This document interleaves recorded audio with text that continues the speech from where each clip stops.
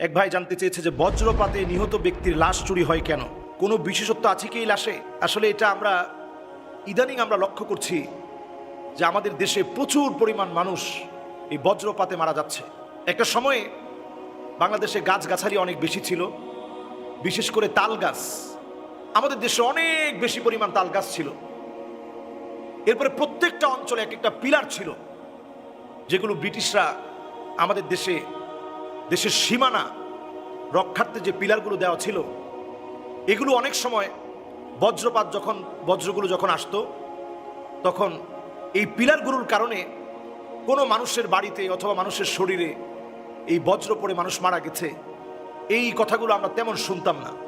কিন্তু এই সময়ে এসে যখন এই পিলারগুলো আমরা উঠিয়ে ফেলেছি, জায়গায় জায়গায় যখন দুষ্ট কুচক্রীরা তারা বিভিন্ন চক্রান্ত করে যে এই পিলারগুলো কোটি কোটি টাকা দামের, এগুলো বলে বলে দেশের সীমানা রক্ষার যে পিলার, দামি দামি পিলার, কিন্তু দামি দামি বলতে এটা দামি এই জন্যে যে তারা একটা নির্দিষ্ট জায়গা মেপে মেপে এই পিলারগুলো স্থাপন করেছে। তো এটা আমরা নষ্ট করে ফেলেছি। গাছগাছালি আমরা নিজেরা নষ্ট করে ফেলার কারণে আমাদের দেশে বজ্রপাতে প্রচুর পরিমাণ মানুষ মারা যাচ্ছে। একদিনেই দেখা গিয়েছে 13-14 জন মানুষ একদিনে মারা গিয়েছে। তো এই যে ভয়াবহ একটা অবস্থা দেশের, এখন আরেকটা নতুন করে শুরু হয়েছে। একটা সিন্ডিকেট এ দাবি করছে যে এই ধরনের লাশগুলো, যেহেতু এগুলোর ভিতরে একটা বজ্র এসে পড়েছে, এই শরীরটা খুব শক্তিশালী এক শরীর, এই লাশটা অনেক দামি, মহামূল্যবান।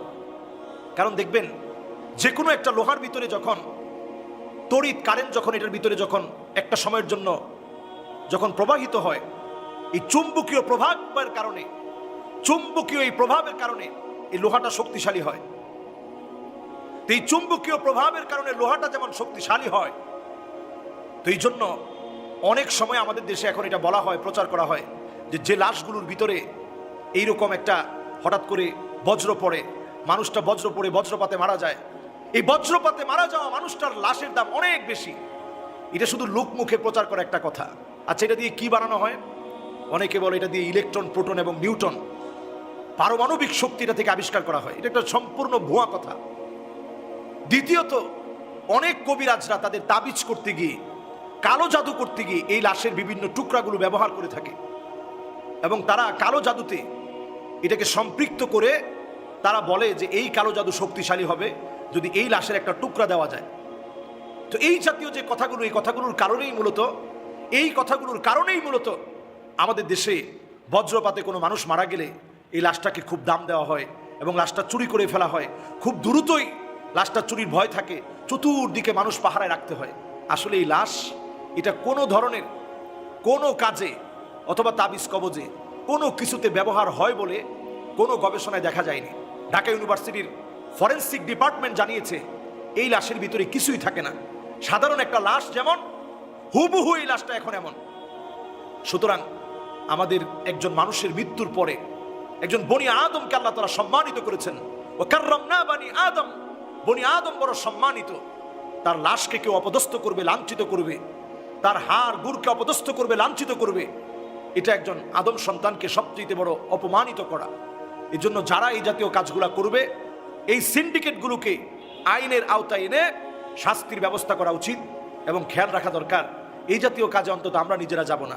যারা গিয়েছে আপনারা দেখবেন তারা সহায় সম্বল সব হারিয়েছে, কিছুই নাই তাদের, অনেক ধন সম্পদ, টাকা পয়সা সব শেষ হয়ে গেছে। আমরা প্রত্যেকেই মারা যাব, কুল্লু নাফসিন যায়িকাতুল মাউত, সবাই মারা যাব। খেয়াল রাখা দরকার আল্লাহ তাআলা যেন এই বালা মুসিবতের মৃত্যু আমাদেরকে না দেন। এই যখন বজ্রপাত পড়তে থাকে তখন আল্লাহর কাছে দোয়া করতে থাকেন, আল্লাহুম্মা লা তাকতুলনা বিগাদাবিক ওয়া লা তুহলিকনা বিআযাবিক ওয়া আফিনা ক্বাবলা যালিক। আয় আল্লাহ, এই গজব দিয়ে আল্লাহ আপনি আমাকে শেষ করে দিয়েন না, এই আযাব দিয়ে আল্লাহ আপনি আমাকে মেরে ফেলেন না। আল্লাহ আপনি আমারে মাফ করেন, আমাদের কাছ থেকে আযাব উঠায় নেন। এই বজ্রপাত একটা আযাব হিসাবে আসতে পারে, এর মধ্যে যদিও শক্তি আছে। ভূমির ভিতরে আল্লাহ রাব্বুল আলামিন জমিনে ফসল দিবেন, এই ফসল উৎপাদনে এর প্রয়োজন আছে। এই জন্য আমাদের বাংলাদেশে 10 লক্ষ তাল গাছ বর্তমানে আমাদের সরকার প্রশাসন থেকে বন বিভাগ দায়িত্ব নিয়েছে, 10 লক্ষ তাল গাছ লাগাবে, যাতে করে যদি এই ধরনের বজ্রপাতগুলো আসে মানুষ যেন ক্ষতিগ্রস্ত না হয়, দেশের উর্বরতা যেন বৃদ্ধি পায়।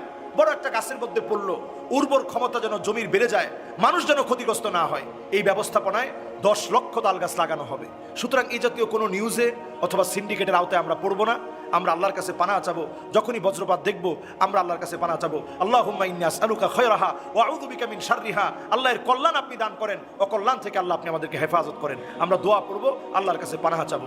আসসালামু আলাইকুম ওয়া রাহমাতুল্লাহি ওয়া বারাকাতুহু।